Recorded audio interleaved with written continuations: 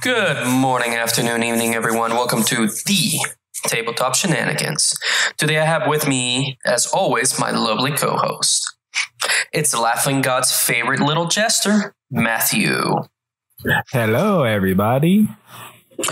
He's been lost in Komora now for weeks. Please send help. It's Nick. Hello. I didn't even know what Komora was till just now. Embarrassing. We'll get to that later. Fresh out of the fight pits, it's Alex. It's Komarog. It's Komarog. Say it right, please. I think you're impressing me. And he's traded his Dark Angels green for the Deathwatch black because he thought it looked cooler. It's your boy, Phil. Edgy as always. It's a pleasure to be on the podcast. And as always, it's your host, Felipe. Okay, so for today we will be discussing two main faction updates, Deathwatch and Harlequins. Both have had their updates, with Deathwatch mostly getting a Control-C followed by a Control-V update in the White Dwarf magazine. Not salty about that at all. Totally not salty about that. Matthew will do his best to try to contain himself while he talks about the Harlequins. So, Matthew? I don't think he'll try at all, to be honest with you. Not even a little bit. You definitely told me to restrain myself, but that's not going to happen today. Okay. So, Matthew, where do we start in regards to our favorite 40k clowns? Take it away. Where do we start, indeed? I didn't know we were talking about Space Wolves. Yikes. I do believe that the best place to start is at the most broken point and then work backwards. So the most broken thing that just happened is a no CP. I'm talking about 0 CP to perform this amazing feat. So you simply take a Death Jester. You now have pivotal roles. So a pivotal role just replaces its already inbuilt ability. So for the Death Jester, you're replacing Death is not enough with the following ability called Harvester of Torment. So for each hit, it counts as 3 hits, which is pretty awesome. And then you take a new relic weapon that the Jester can take. And you use the Whale profile, which is Assault 1, Strength 6, AP minus 3, Damage 3. And each time a unit, each time a model is slain by an attack by this weapon profile, they take an additional D3 mortal wounds. The key is each time a model is slain. So when all of a sudden your one attack hits and turns into 3 hits, and then you get your 3 wounds and slay 3 models that take an additional 3d3 mortal wounds. Was this even play tested? No idea. Probably I don't think not. it was. I doubt it, considering. Yeah, I'm sure this is going to get a hard FAQ really fast. However, as it stands right now, it's definitely the most broken thing that came out of this White Dwarf. So it's what, like maximum 9 mortal wounds to a squad? Crazy. No, so it's up to a maximum of 9 mortal wounds plus the 9 initial wounds. Go ahead, sorry. No, you go ahead. I was just going to say it's off a fairly cheap model. Oh yeah, the model itself is nigh free in comparison to the amount of damage he can do. I mean, effectively he could delete 10 Space Marines off the board per turn. Yikes. I don't know about 10. He can only kill 9 by himself. Well, also there's the 3 wounds that get through naturally. So that'd be, if you look at the averages, right? So for 3d3 mortal wounds, that's 3, 1, 2. So then that would be 6, 6 is 3. So that'd be on average 9 models killed. And if you kill 9 models in a Space Marine unit, they fail morale. Yeah, especially for the Death Jester, which also gives you a penalty to morale when it shoots you. That's pretty crazy. Yeah. And that's just averages, obviously. Yeah. And do we know about point increases or anything? The most awesome part about the Death Jester is when units flee, due to morale being broken, you actually get to choose which model flees. So bye-bye sergeants or special weapons or whatever else you want to be taken off the table at that time. That's pretty good. Yeah, no, it's silly. And yeah, the model is 45 points. So for 45 points, you can delete 10 Space Marines per turn on average. So they did give us point increases already? No point increases. These are just rules updates. No points being adjusted at all. That's crazy. But yeah, that's the most broken thing that you can do. What's the range though? 36 inches. Ooh, that's rough. Assault. But it's assault. What? On a target that can move 8 inches. So 8 inches and ignore terrain because it's got a flip belt. Yeah, flip belt. Yeah, ignoring terrain. Oh, look at me. My pistol just melts people, apparently. Jesus. It's not a pistol, it's a sniper rifle. It's an upgraded shuriken cannon. Well. Or shrieker cannon, I should say. I love shrieker cannons. I feel like nobody playtested this at all. I mean, if you think about it, right? It's kind of perfect for Harlequins because Harlequins can easily deal with big boys with, the massed fire. This is my speculation, obviously, Matt. You can step in if I say something stupid, but they can deal with larger, bigger boys far more easily than lots of little dudes due to the massive amounts of fusion pistols that you can put onto your guys and you can blast people with very early in the game. So having something like that to clean up troop squads, to maybe like take objectives or to like get map control, I think is going to be pretty huge for their play style. Yeah, they definitely will benefit from stuff like that. I mean, in the past, when I bring Death Jesters, I just bring 3 of them for minimal points to hold objectives as characters that you can't target. They're pretty hard to get an eye on, and then every so often they can take shots. But when you slap a actual useful weapon onto them and increase their range by 12 inches, and it just turns out pretty nice. So is that one per squad, or does each one have a one? It's a relic weapon. So it's a character. Yeah. Gotcha. It's a relic weapon too. Okay. Yeah, it's a character with a relic weapon attached. I feel like that's okay then. It's not the worst thing we've seen. It's definitely in line with other relic weapons like the Corn Demon Prince Axe of Destruction. Yeah. It's not, except it's ranged and not melee. Yeah. It's a range weapon that can do 9 or I'm sorry, average, 3. Yeah, on average 9. Yeah. But what's his profile? Like 4 up, I'm assuming. What? Toughness 2 to 3. hit. Nick is has a ballistic skill 2+. Okay. It's 36 inches, assault 1, strength 6, AP -3, flat 3 damage. Okay. That's pretty good. Yeah. And then, the only thing that really makes it work is that you make it so for each hit counts as 3 hits. And that's where it's broken. Yeah. It's because normally the weapon just does 1 shot, 1 hit, D3 additional mortal wounds. But all of a sudden you give it this pivotal roll so that each one of his hits are do 3 hits instead. And all of a sudden you're pumping out mortal wounds left and right. And when you're talking about shooting at things like guards or sisters, hitting on a 2, wounding on a 2, AP -3, it's just instant 3 kills and then another 3d3 mortal wounds. Yeah, so that's pretty how good. much do you foresee all these changes actually changing the play style of the Harlequins, like the core play style? Like how much is it going to change? So I've always been a fan of like the traditional competitive play style where you use lots of transports, low troop count, fusion pistols, and tons of jet bikes or tons of the Skyweavers to just melt anything with haywire. However, when I got this, my first instinct was to build a completely new list. And I decided that I would scrap all the transports. I would scrap all the jet bikes. All of them. Every transport gone. And I went down to just 6 jet bikes instead of bringing 18.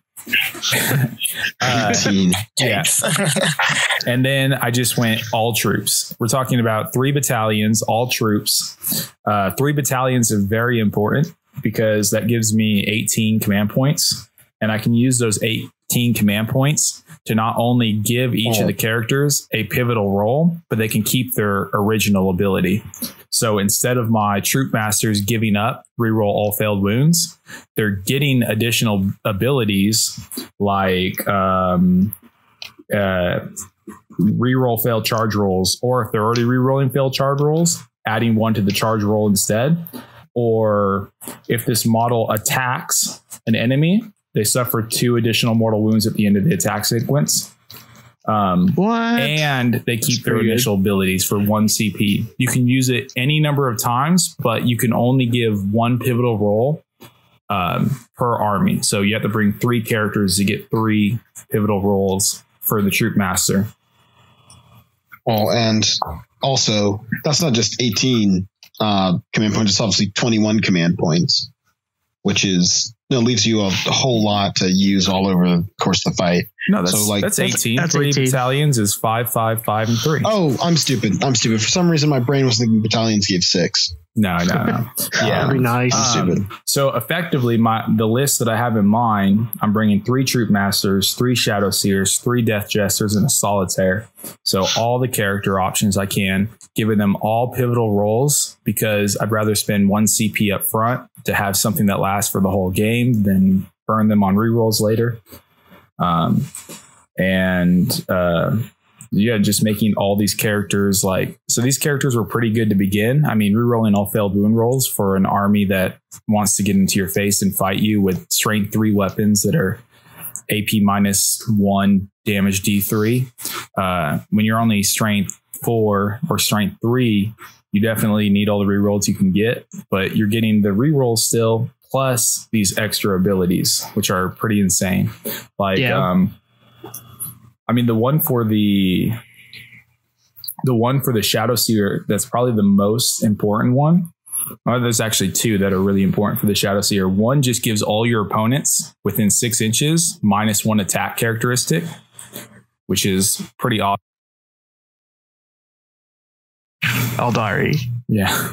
And so one reason that I've decided to drop all my troop choices is because your transports. All my transports and just take troops running across the battlefield is because my Shadow Seer, one of them, which I can give an increased bubble. So out to 9 inches, any one of my units that are within 9 inches, just have to have a model in it, count as being an additional 6 inches away from the target for the purposes of shooting.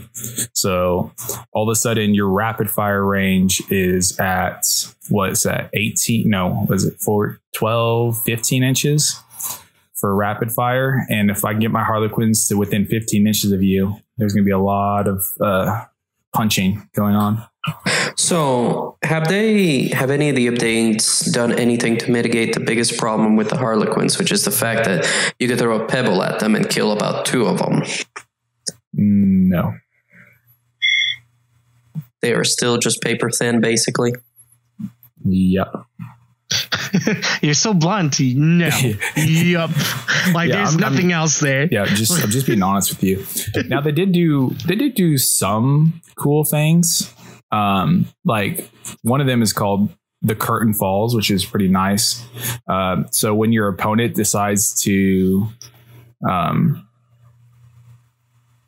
oh no, I'm sorry. It's not that spell, or not that one. Which one is it? Oh, this is it. It's when in your opponent's movement phase, when an enemy unit within an inch of a Harlequin's troop unit, so the actual troop choice, falls back, you can, for 1 CP, immediately just consolidate 6 inches towards them. So their fallback is negated. Jeez. That's pretty good. For survivability purposes, I mean, you can make your Harlequins a lot more survivable. So you charge pivotal units, and then when they back up, you just immediately move 6 inches into combat with them again. That's ridiculous. That's actually really, really good. So it's basically you can use 1 troop and 1 CP per turn to lock down something permanently. That's actually really, really good. I have noticed that a lot of the time, some of the armies that do the best isn't even the shooting armies; it's the melee armies. Just because there's so many shenanigans that you do in the movement phase, in the fight phase, in the consolidations, pile-ins, and such. I'd agree with you. Games are won and lost based on your ability to manipulate the charge, the fight. Well, not necessarily the fight, but the charge, the pile-in, and the consolidate phase. That's definitely how games are won and lost for a melee army. And that's what makes melee heavy armies so good, because as long as you can utilize those 3 phases to get maximum units into combat all the time, I mean, it's huge. If you can lock down 4 or 5 things per turn and keep them so that they can't continue to shoot, I mean, you just kind of win the game. It still comes off as a very high skill level army. It doesn't feel like something very beginner friendly army. Because I would agree with that. Yeah, because like if you play it as like an easier army, say. What would be some of the easiest armies to play with? Like Tau. Say Tau, Tau, or like an assault army. Easy wise would be like orcs, because you just charge forward. Because you might lose a third of your army, but guess what? You got a third in. Exactly. It only takes 1/3 of orc boys to make it. That's true. Exactly. If a third of your points gets into melee on second turn of orcs, you're doing pretty well. Oh yeah, but when it comes to Harlequins, though, losing just a few units and everything hurts. But if you get just those few models in, you can do so much damage. Yeah, at 11 points per model with a good weapon, like a melee weapon choice or a good pistol choice, I mean, losing every Harlequin hurts a lot. That's why things like Shadow Seers, like the -1 to wound ability that the Shadow Seer gives off, you can't really give that up. So you definitely have to pay the CP to keep it and get your pivotal roll. It's going to be big. Another really cool thing is they made a stratagem so that your Shadow Seer can give their shield from harm ability not just to troops choices, but to everything within 6 inches. So like bikes and stuff like that just became -1 to wound, and all the vehicles, heavy support vehicle, the Void Weaver and the Star Weaver or Sky Weaver, sorry, just also get -1 to wound, which makes just your entire army so much more survivable. So it just feels like Harlequins are becoming like Custodes, not in like terms of effectiveness, maybe in terms of effectiveness, but like they're like Custodes in terms of having a lower model count, but really good effective units. What are your thoughts on that? Yeah, I mean, they're definitely an elite army. You're not spamming the board with really anything. I mean, even the list that I built with all troops is still only, I think, 52 troops on the table, or like 52 troop choices as far as like models on the table. So it's not like, you're swarming the table. It's still going to be something that you have to play smart, use cover. 52 models to an orc player is nothing, or like a Tyranid player. That's one squad. I mean, even playing against like Space Marines, each Space Marine can pump out 20 shots at rapid fire with 10 units for 110 points with their 120. They're 60 points per model. With a high number of shots that are hitting on 3s, wounding on 3s against Harlequins. So you're still having to play smart. You can't just rush the table with Harlequin's troops and expect to win. For sure.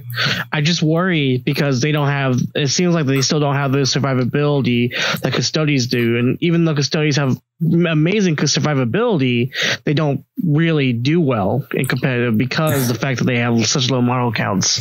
Yeah. I worry if these updates are going to make Harlequins competitive enough for the competitive scene. Some of the benefits to Harlequins over Custodes, having played both of them, is speed. Your Harlequins have a flat movement of 8, I believe. Plus, they can advance and charge. So, as far as for movement, they're definitely far faster. More, they're far more advanced in their ability to move into pivotal roles. There's a lot of abilities and stuff that they got in the book here for moving around the table quickly. Like for 1 CP, you can take an infantry squad and just relocate it anywhere across the table.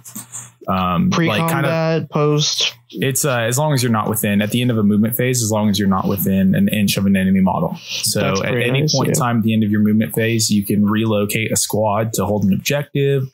You can relocate them to be in a better position later on the table. For 1 CP, that's pretty good. Yeah, it's pretty much like I think Blood Angels have it, Death from Above, where you can just pick up a squad and move them 9 inches away if they have a jump pack, if they're equipped with jump packs.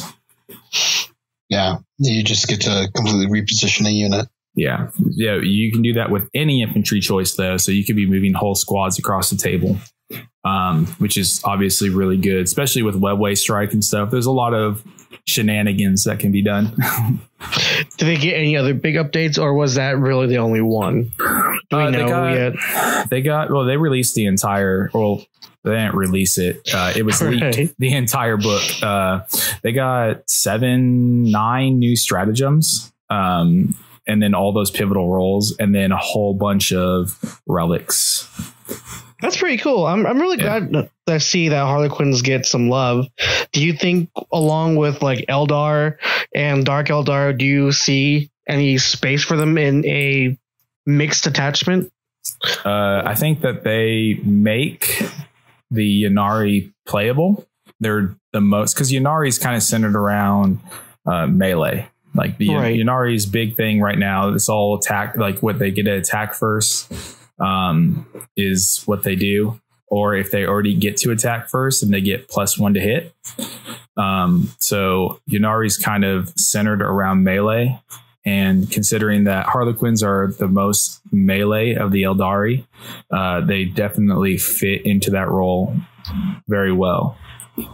However, none of these, except for I think the pivotal roles, may still be able to be used.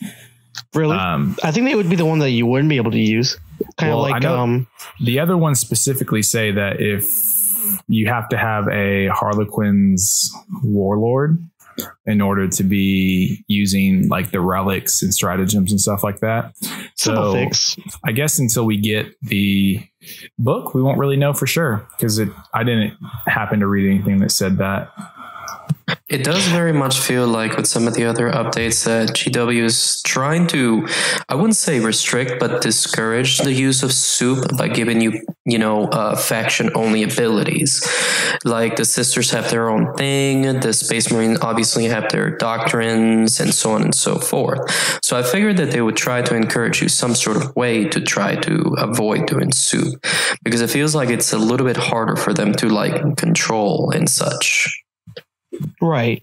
It's just, the problem with soup is so uncontrollable. Like you said, we never know what we're gonna get. So I don't know. We have to wait till the rules come out, and I really do hope that Harlequins can work alongside their other Eldari brethren, in hopes to, I don't know, dominate the board again, like so much earlier this edition.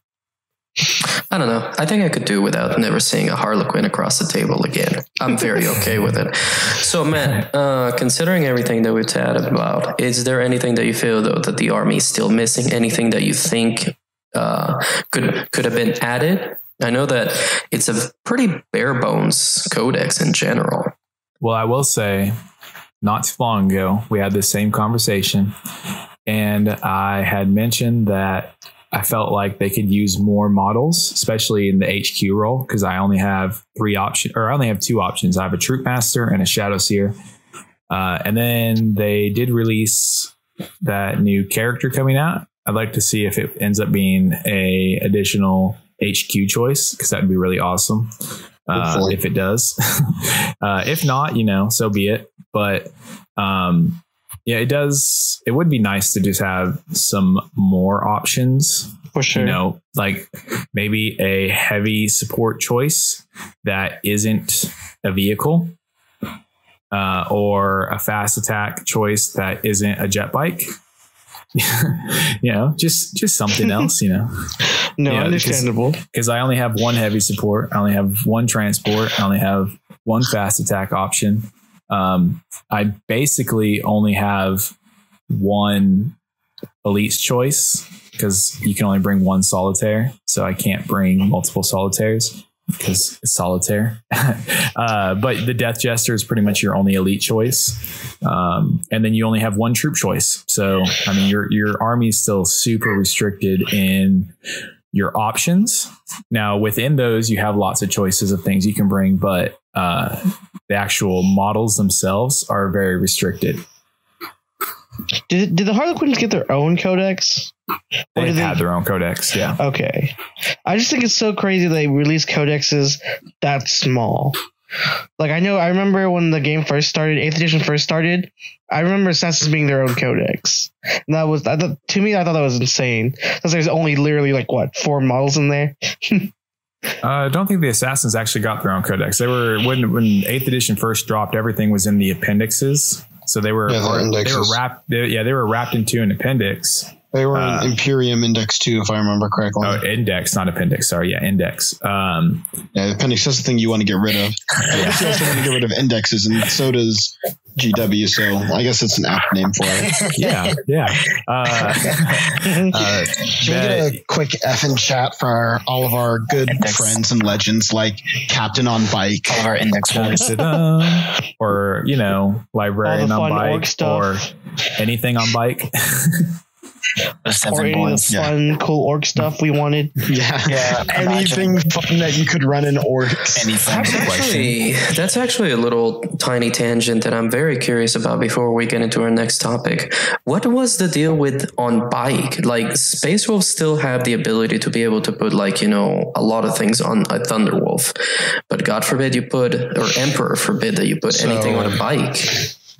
Something that GW spoke about a lot when they were talking about limiting options earlier was they didn't want there to be lots of options for characters that they weren't putting on the models for you to be able to make. For example, the Autarch.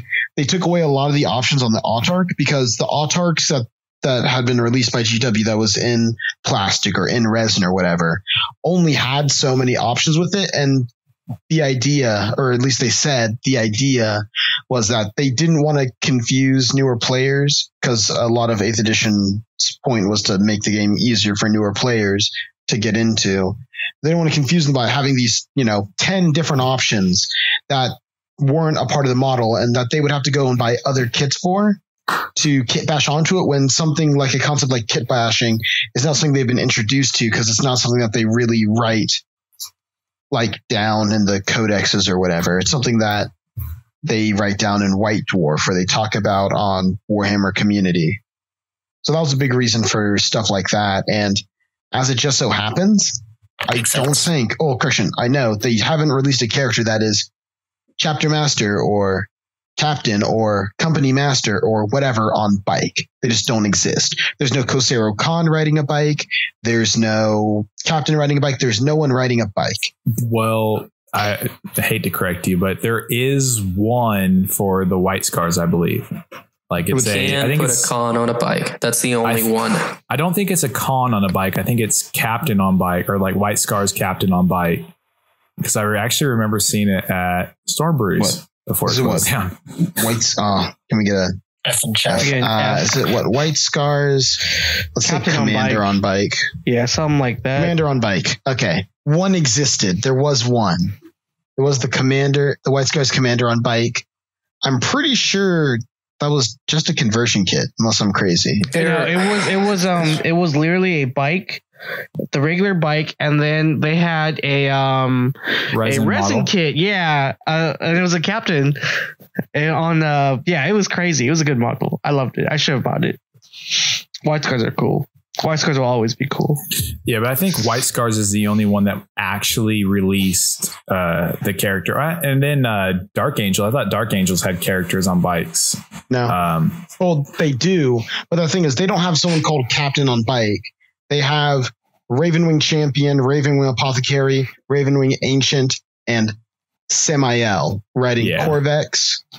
Yeah, riding Corvex, which isn't even a bike. It's a jet Sable Claw, which is a... there isn't a model for him on Sable Claw. Yeah, so you have to assume... Really, they should have put that into Legends, but, we're not going to get into that. Dark Angels have already gotten the lieutenant in a land speeder. That doesn't exist. Yeah, well, and that's the thing. That's what GW said. I don't really agree with it because, also Lieutenant Land Speeder. There's no model for a Talon Master. True story. There's not a lot of models that we need. Yeah, and but taking away some of those models would just gut the Raven Wing. They created Talon Masters within this edition. That's the thing that they just made for this edition. It's a new thing. They didn't exist in lore. They weren't a thing that was like going around. They just made them as a thing to support Dark Angel's playstyle. So they're really going against what they've said already because that's not really the reason. They just want to. They just wanted to bikes. prune down the books. No, they just hate bikes. Someone at GW has a phobia of bikes. They're like, nope, no bikes anywhere. They just control fast characters. Can you imagine how terrified you would be of creating a character that can advance and charge if that character had a 22-inch threat range inherent into them? Oh no, more melee.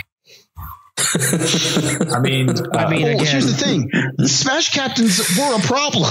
Oh no, and they'd be worse. They came back with a vengeance. Yeah, that's more of a problem of souping rather than it being broken as it is. Because broken within their own faction. It's fine in its own faction. I find it a lot more unstable in a whole different faction.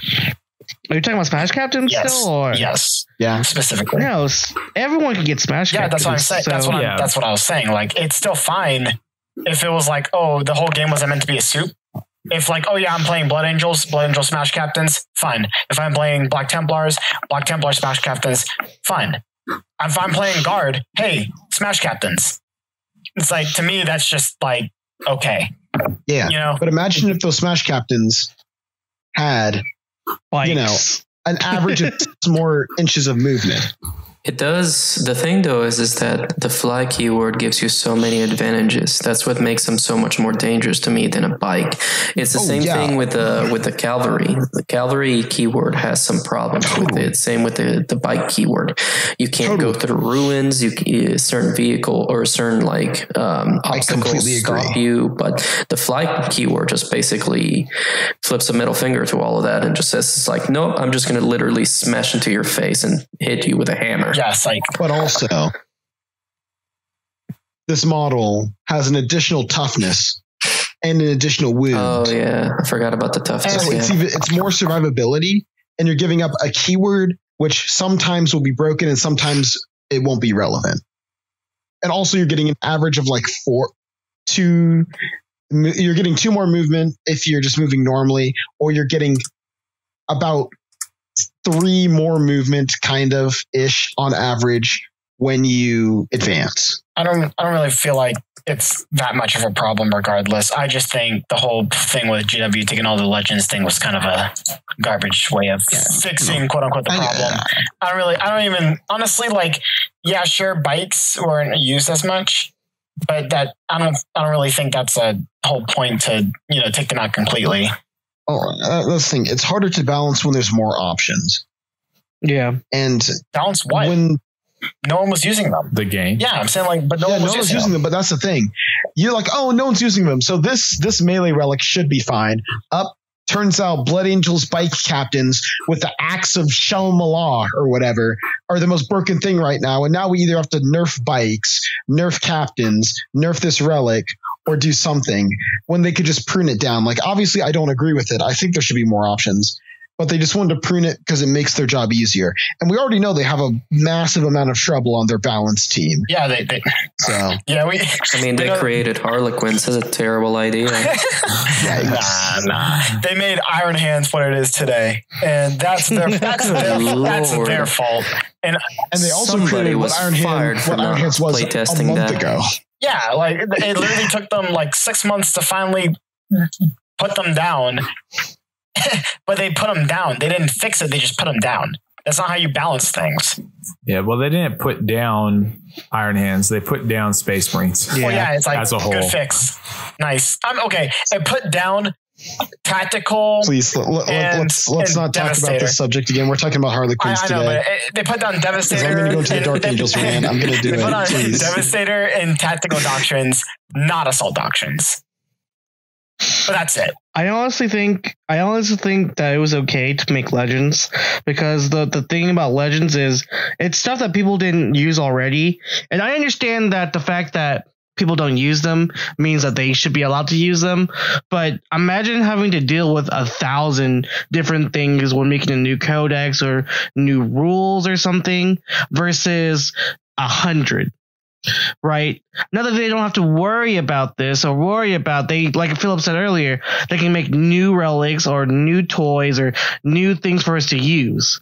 So I think Legends as a whole is okay.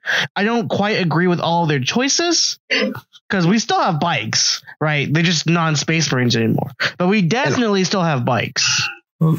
Space Marines Also still have bikes. Like, you unrunnable. still can bring biker units and scout bikes. You just don't get the characters on bikes. Which is garbage. Which is okay, because characters are usually the problem. Okay, let's be honest here, though. If we're trying to use the angle of the things that people don't use and like will never use, scout bikes should have gone. Yeah. And regular bikers should have gone, because man, Yeah. I can't tell you the last time a regular bike was run in a game of a regular scout bike. It was probably 7th edition. The Hey, last I time use someone scout ran bikes. regular bikers. I use scout bikes. Outside What of you Death mean? Watch, yeah. When? No. When did you use regular bikes? In what army? When I used to play Dark Angels. Oh. See, You still don't use regular bikes. those aren't regular bikes. Those are Ravenwing bikes. They're better. Oh, are they? Yeah, they're this is insane, better they're bikes. insanely good. Yeah, they get Jink, and also they Jake is can, pretty good. yeah, they can use plasma weapons and stuff, but they're just better than regular bikes. Just objectively speaking. I like the idea of bikes. No, a lot of people love the idea of bikes. Tons of people love the idea. They're just terrible. Maybe they should give them 2 wounds and 2 toughness. That would change so much. Yeah, give them the aggressor move. 3 wounds, toughness 6, 5 attacks base, 3 more on the charge. I think people run them then, right? And then a 2-up invuln if they move that turn. Or if you're thinking about moving them, they get a 2-up invuln. Okay, that makes perfect sense. So you look at them, so That might see competitive play. So Yeah, maybe. didn't we also needed to talk about something else today, right, Felipe? Yeah, we needed to talk about the other thing that'll make me a little bit salty in general. Besides Harlequins, we can talk about Death Watch rules in general, or lack of. We'll let Felipe go on this rant. I'm just gonna mute myself, turn myself off. Jesus. I have so much to talk Felipe? about because there is so little to talk about. Well, Felipe, before you go on your rant, I'd like to ask Okay. a question. Yes, sir. Do you use bikes in Death Watch? Do I do what now with Death Watch? Do you use bikes? Yeah. He should. We found one. Oh, no, I know. They're different. You put bikers in squad, they give the whole squad a benefit. Well, Yeah, obviously they let it's you fall different. back. They let you fall back and charge when you bring a bike in your veteran squads. Yeah. What No, was like the obviously point, it's actually Felipe? good. What was the point, Philip? What was the point of that question? No, I was wanted to give him a talking point and all of that. The point is bikers on their own aren't good.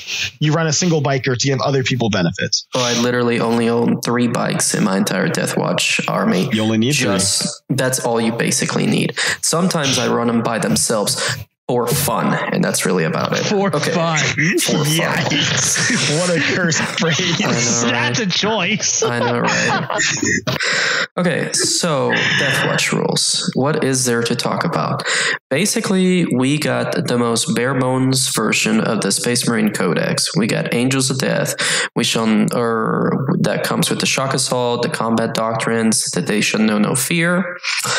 The only data sheet that got updated, and I'm putting updated in quotation marks, in very big quotation marks, was the Intercessor sheet, because the Sergeant is now allowed to carry a Thunderhammer. Wow. The only other thing, fair, though, to be fair, I feel like no one has ever complained about how balanced Deathwatch is. Deathwatch is actually in a pretty amazing spot in light of recent events. I feel like, while yes, it's kind of messed up, they didn't get a major update, no one was upset with where their Deathwatch army was at. The big problem, though, with what you're saying is that, yes, I can make my Deathwatch army incredibly competitive. I can, the way that I can set up my army to where the amount of shots that I can pump out, the plus to hit, the plus to wounds with the new litanies and everything, the +1 to the wound litany is going to be gigantic for my army, especially whenever one squad can pump out like close to like 100 bolter shots or something stupid like that, with aggressors and intercessors, with assault bolters and everything. That's great. I got nothing unique in my army. There is nothing in here that hasn't already been seen, that hasn't already been done. Like Dark Angel's got something cool. Mm-hmm. Blood Angel's got something cool. Space Wolf's got something cool. I got nothing unique. The only thing that I'm really adding to my army is just Chaplain Dreadnoughts. Well, that's it. I'll be honest. But on that same note, Deathwatch isn't something unique. It's just everything from everybody else thrown into one army because of the elite of each army. Yeah, I agree though. That Felipe, it kind of sucks though. Think about it. If you're all these other armies and you got all these new toys or new rules or something cool, and you're just like waiting for your turn, and then you're at the end of the line, by the way. Imagine being at the end of the line like Deathwatch is, and then just getting shafted. Well, I would be upset too. I understand that. To add back next week. The only real thing I could see them adding to Deathwatch that would make sense is like adding like Inquisitors or something, you know? Like that'd be cool, you know? Or Grey Knights. Yeah. The thing though is that we got a subsection of Space Marines right now with all the Phobos units. We've got the Phobos units. Yeah, I know. But humor me here. Okay. Humor me. Leave the man alone. Cursor blades. He suffered in cursor blades. Woo! Oh, you better watch out. You can't D-shark within 12 inches of these guys. They're dangerous. Deathwatch is Leave the man alone. He's trying to talk to us about his army. I'm so sorry. I just the phrase Phobos units is just laughable to me. But think about this. Regular Marines are very slowly kind of being put to the side for the Primaris units. That's something that's going to be eventually something that's going to be phased out. But the thing though that I would say, the only tactical squad would bring in any Space Marine chapter right now is definitely a veteran squad in Deathwatch, because I have so many options and everything. And the idea is just the veterans by themselves, just a regular Space Marine by itself is really not that interesting. But all the different rules that I can add on top of it, if I throw in a Terminator, I can become fearless. If I throw in a bike, I can do that and this. Think about doing something like that. If they would have been just a tiny little bit creative and made some sort of soup with Phobos units, it could have been fun. It could have been fun to just have a Phobos only unit. If they would have thrown in some Inceptors, some suppressors, something like that. It's just there's no creativity. There's nothing. Like I said, the only thing that I'm adding to my army, because I've got everything that I need, the only thing that I'm adding is just a Chaplain Dreadnought, because Chaplain Dreadnoughts are cool, and litanies are now really, really good with Deathwatch. Cool. Yeah. Awesome. More shots. I think the problem is Death Watch, even pre White Dwarf, was still a thing. I mean, it was still something you had to deal with. I mean, it's still competitive. At any time that you can just be like, oh yeah, by the way, here's 10 guys and they all have storm shields and they all have storm bolters and they just deep struck 9 inches away. And by the way, they wound on 2s. I mean, that's a huge problem. And then they're coming down on turn 2 anyways. And now they're AP -1 times 80 shots, or times, 40 shots? 40 shots at hitting on 3s, hitting on 3s, re-rolling, wounding on 2s, AP -1. I mean, that's a lot to deal with. I think that GW is scared about balancing Death Watch because the smallest changes can sometimes break them. Whenever they introduced Bolter Discipline to Death Watch, they were incredibly broken for a quick minute. The amount of shots that Storm Bolters could pour out were basically a single model. A 13-point model could pump out 4 shots, hitting on 3s, re-rolling everything, wounding on 2s, re-rolling 1s at AP -1, or you could even make it AP -2, was a little bit difficult to balance. But whenever you get catastrophes like the Iron Hands, it just makes me feel that they didn't think about it, that they didn't even try. Like, I mean, there was a dude on Reddit, I can't remember who it was, but somebody posted it on our chat, that some dude posted like his own version of a Psychic Awakening update for Death Watch. And it was fun. It wasn't super competitive, but it was just fun. The way that I look at it is, there's no different way to play Death Watch. It's the same way, just differently kitted out squats and then some HQs. I barely have any HQs. I'm not as bad as Harlequins, but I don't really have that many options either. It's just not many options. That's my main problem. There is some variety into how you can play Death Watch. Like the way that you play Death Watch and the way that I would play Death Watch are vastly different. I don't like the idea of the Primaris squads really at all, unless if I'm bringing Hellblasters mixed in with just regular bodies to absorb wounds. Otherwise, all I really care about is veteran squads. I just want veteran squads galore, because having a whole bunch of storm shields and storm bolters, and then all their shenanigans where you can fall back and charge again. You can keep things locked up forever, and then you have to get through Terminators on 2+ saves, and then you have to get past storm shields on 3+ invulnerables, which is insane, and it's a lot to deal with, especially when it's in melee. It's not necessarily gonna punch me to death because they're just Marines, but it's going to keep me locked up for near ever. Oh yeah, unless I'm playing an army like Tyranids or Orcs, it's going to be difficult for me to shoot you off the board. Well, I mean, even as always, it's a pleasure to be on the podcast. Like Tyranids and Orcs are like a dream matchup for your 40 storm bolters that are hitting on 3s, wounding on 2s, and AP -1. You're just shredding Orcs. Like you can just pick up on average probably 30 orcs per round of shooting. Mm-hmm. Now, though, on the positives, though, with the combination of the litanies of battle, I'm thinking of some really interesting things that you could definitely do.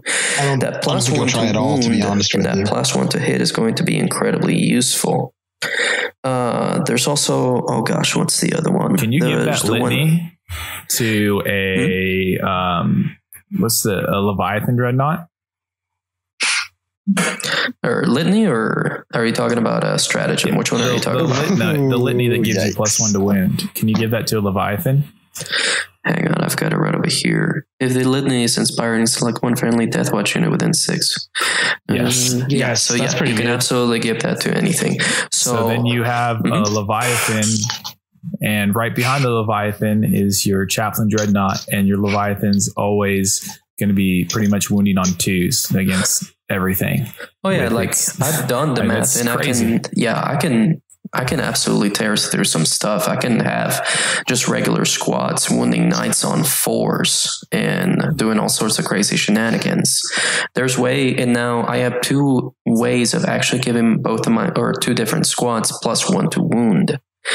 So it's going to be interesting to actually be able to play them with the litanies, with the doctrines. I guess I'm just salty because I wanted more. That's all that I'm really salty about. You just felt like you didn't get enough. But the problem is you already had so much. You just are overlooking what you have. Exactly. You have a treasure trove in front of you. And they said, you know what? Here's 2 extra gold coins. And you're like, it's just not enough. But you already have a pile of treasure you're sitting on. But it's not big but enough. there's nothing wrong with wanting more. Oh. Yeah. Mm-hmm.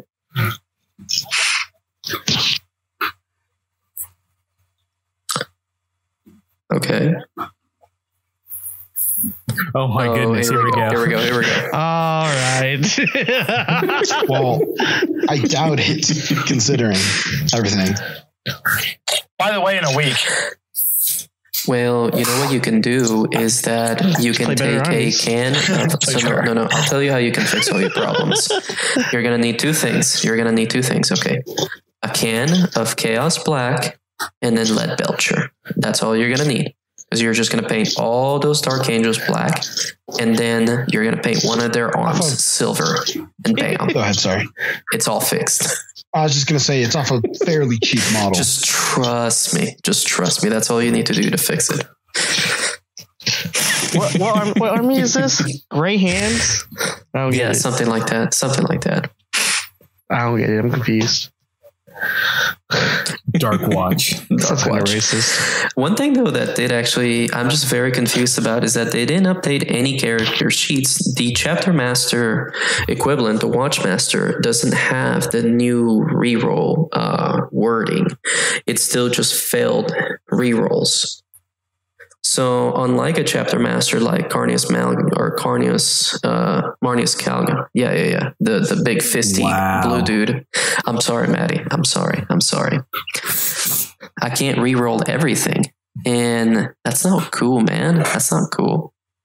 I would probably watch for an FAQ. That might have just been an oversight, because pretty much everything. I thought they did release an FAQ where they just said if it says reroll failed hits, to change the wording for Space Marines to reroll all hits.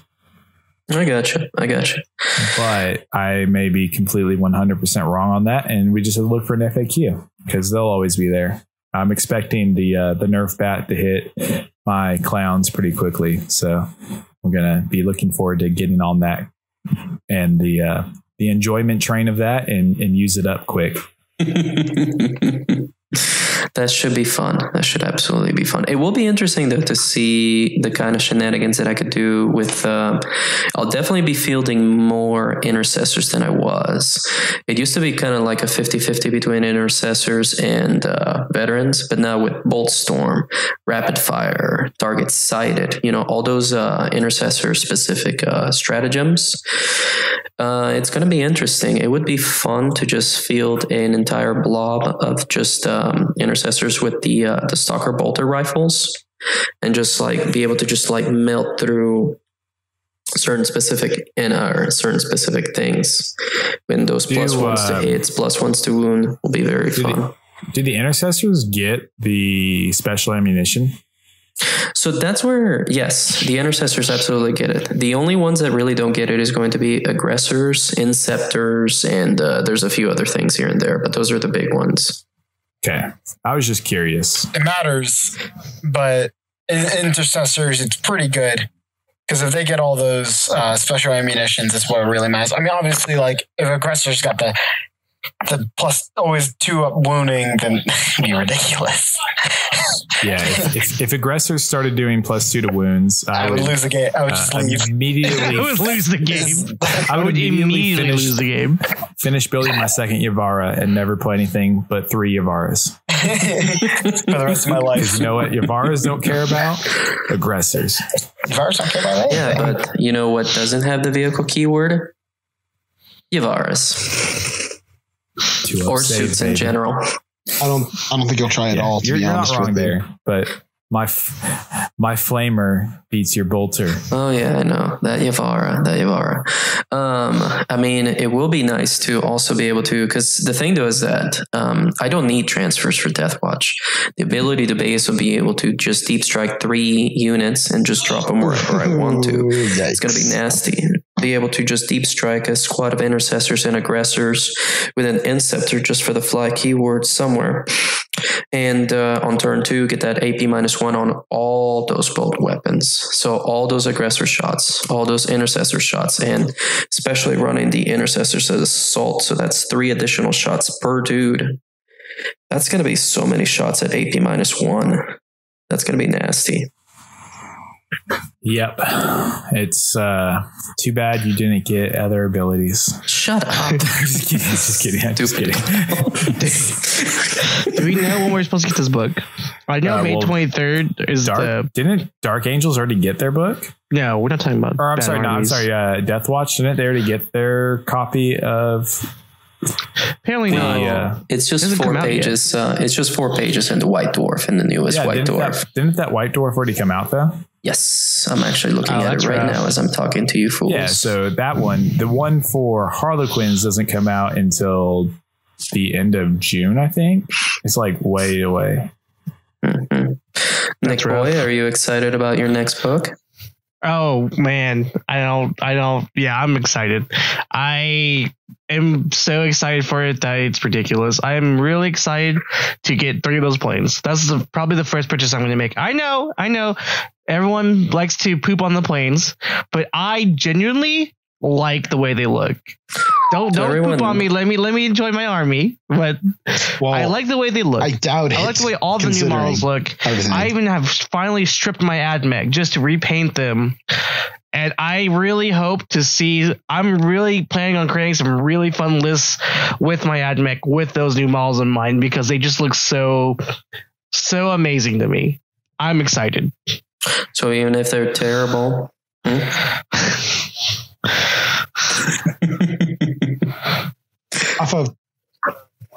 Go ahead, sorry. I was just going to say it's off a fairly cheap model. Mm-hmm.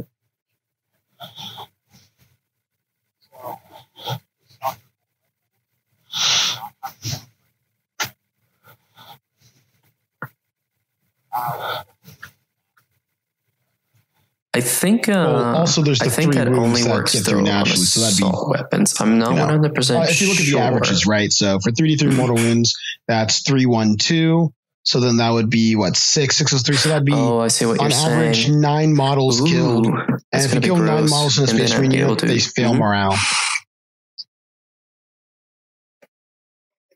Hypothetical. And that's just averages, obviously.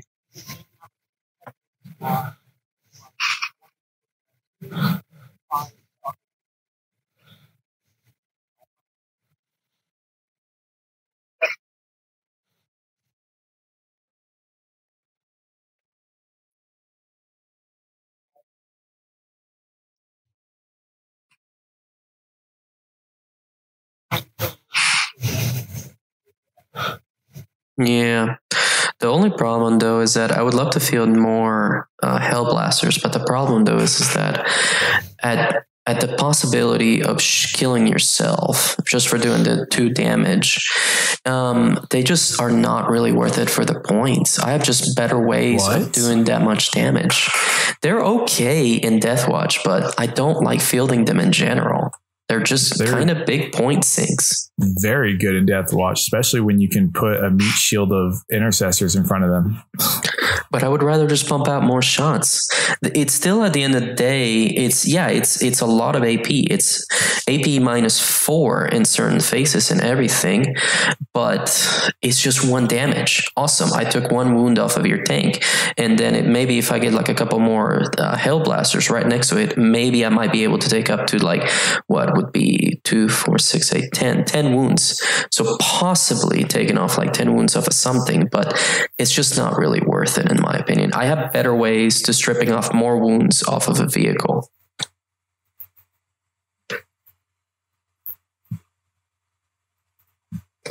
I play Scions and I bring like 25 plus plasma guns. So plasma guns are the way to go. That's because you guys can bring in so many, though.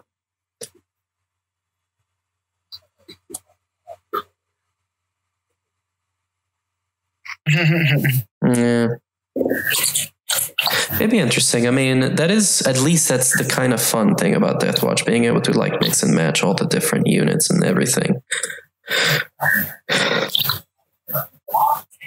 That's true.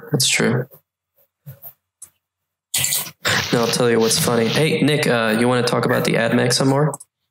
No. I would love to, but we're out of time. That is all the time that we have for tonight. Oh, So, It's okay. 2 weeks from now, you'll have my vengeance. You'll have my wrath. That's awesome. Anyway, we'll go ahead and consider it. That's great. Matthew needs to get back to his clown cars, and I have some Xenos to purge. So, thank you so much for joining us tonight. As always, be sure to please check out our Patreon at the Tabletop Shenanigans. Anything that you guys donate will 100% be put back into our channel. We're still trying to work on getting some battle reports and everything, but unfortunately Nurgle's Plague still watches over the earth. Anyways, as always, signing off. Have a good night. Bye.